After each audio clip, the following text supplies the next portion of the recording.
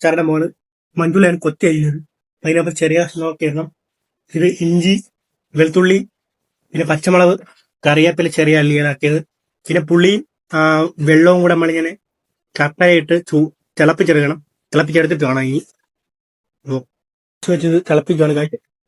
Pineapple അച്ചാർ സൂപ്പറായിട്ട് ഇട്ട് കാണിച്ചു തരാം ഞങ്ങൾ. ഓക്കെ, ഇനി ഇതില്ല ചൂടായി വരുമ്പോൾ കാണാം. അങ്ങനെ തിളച്ച് വന്നിട്ടുണ്ട്. ഇനി നമ്മൾ അടുത്ത പാത്രം വെച്ച് ചൂടാക്കി ഉണ്ടാക്കാൻ പോവുകയാണ്. ഓക്കെ, വെള്ളം ഇട്ടു, എണ്ണ ഒഴിച്ച് കടുക് വറുക്കുവാണ് ഗൈസ്. കടുക് പൊട്ടുമ്പം സാധനം ഇടാം.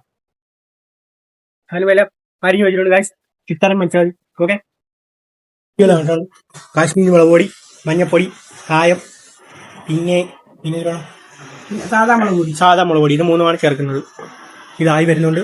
ഇത് നമ്മൾ വെള്ളം ഉണ്ടാക്കിയത് പിഴിഞ്ഞു വെച്ചതാണ് ഗൈസ്. ഈ വെള്ളമാണ് ഇതിന്റെ പ്രത്യേക ടേസ്റ്റ് ആവുന്ന സാധനം. മിക്സ് ചെയ്യണം. എന്നിട്ട് ഇച്ചിരി കായപ്പൊടിയും കൂടി ഇട്ട് നല്ലപോലെ മിക്സ് ചെയ്ത് ഇതൊക്കെ വരണ്ട് വരുമ്പോഴേക്ക് നമ്മൾ പൈനാപ്പിൾ ഇട്ട് കൊടുക്കുക. മതി.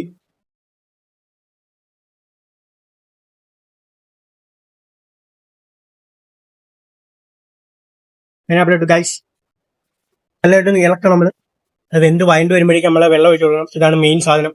നല്ല ടേസ്റ്റാ. കൊള്ളാം. എന്ത് കാര്യമാണ് ഞാൻ ഗൈസ് അമ്മ എന്താണ് ഉണ്ടാക്കുന്നത്.